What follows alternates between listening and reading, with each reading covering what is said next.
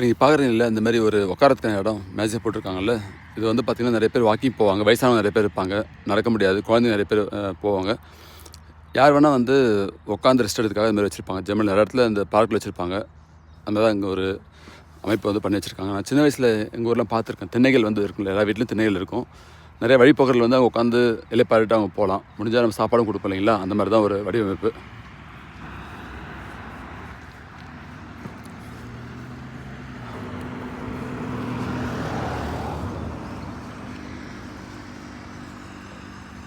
அதாவது மக்கள் எப்பவுமே பிஸியாக இருப்பாங்க. அதாவது வீட்டில் இருக்க மாட்டான்னு வச்சுக்கோங்களேன். அது வீக்கெண்டோ இல்லை ஈவினிங் டைமோ, ஆஃபீஸ் போயிட்டு வந்ததுக்கப்புறம், ஸ்கூல் போனதுக்கப்புறம் ஜஸ்ட் ஒரு சைக்கிள் எடுத்துகிட்டு இல்லை வந்து அவங்களுடைய என்ன சொல்கிறது பெட்ஸை கூப்பிட்டு இங்கே வந்து வாக்கிங் வந்துடுவாங்க.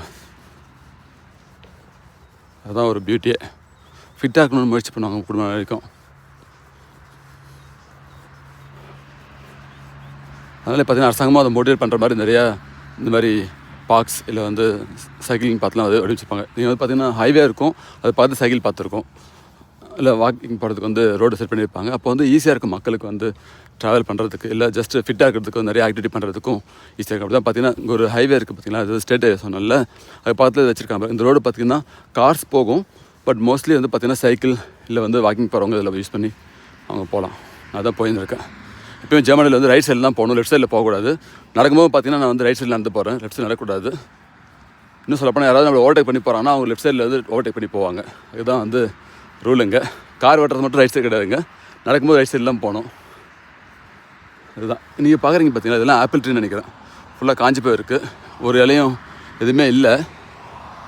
ஆனால் அந்த சீசன் வரும்போது ஃபுல்லாக இலையில் வந்துட்டு நிறைய ஆப்பிள் இருக்குங்க, பார்த்து அழகாக இருக்கும். இன்னும் வசந்த காலம் இன்னும் வரலங்க. ஸ்ப்ரிங் வந்து அஃபிஷியலாக 21 மார்ச் ஸ்டார்ட் ஆகுது. இப்போவே அதுக்கான நிறையா விஷயங்கள் வந்து வந்துடுச்சு, நிறைய பூக்கள் பூக்க ஆரம்பிச்சிடுச்சு. பட் ஆனால் பார்த்திங்கன்னா அஃபிஷியலாக வந்து 21 மார்ச் தான் ஸ்ப்ரிங் ஸ்டார்ட் ஆகும் ஜெர்மனியில். இப்போ பார்த்திங்கன்னா மொத்த நாடுமே வந்து பூத்து குலுங்கும். பாருங்கள் இப்படி இருக்குது.